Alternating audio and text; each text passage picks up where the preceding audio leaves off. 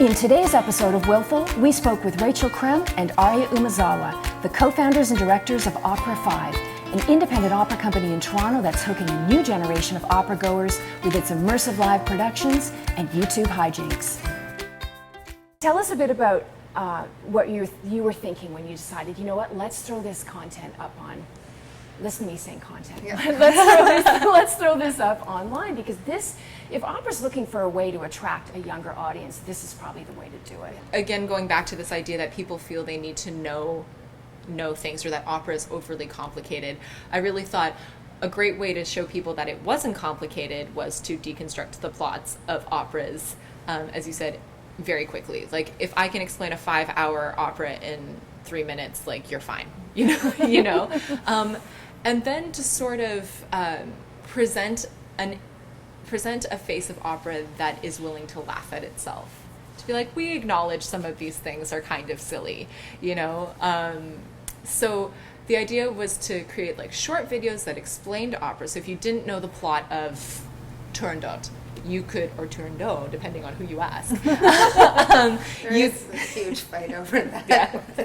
Yeah. You could watch this video in 3 minutes. You would know everything you needed to know, so that would lessen the anxiety of going into the opera itself. But then you'd also get this sort of presentation of opera that was casual and fun, and young people who are obviously very passionate about opera telling you the story of the opera. So it just sort of seemed like a very obvious thing to put on the internet, you know, accessible to everyone. So you can just go on YouTube and search them and they'll all pop up.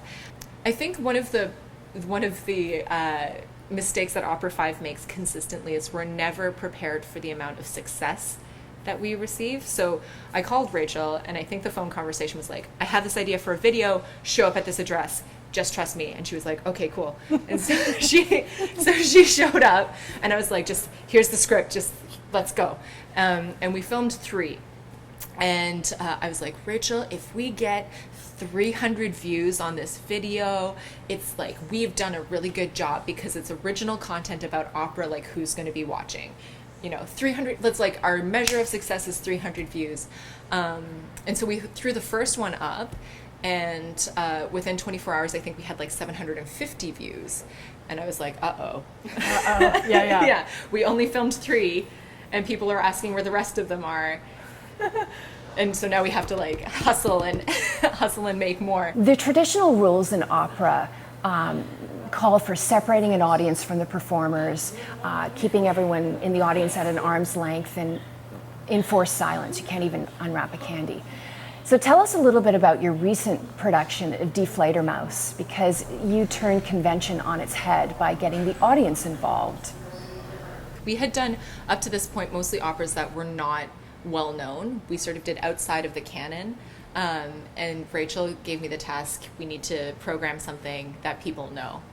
And so that people can see that we can do, we have an original take on pieces that are done all the time as well. Yeah. So I thought about it for a really long time, and then I was on a trip to New York, and I saw a Fledermaus, and I was like, oh my God, we should do Fledermaus. And then the day after, I went to an immersive dance production, and I was like, we should do an immersive Fledermaus. It makes so much sense. With dancers, yes.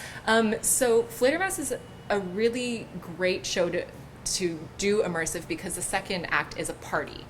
So the whole second act takes place at a party, so just throw the party.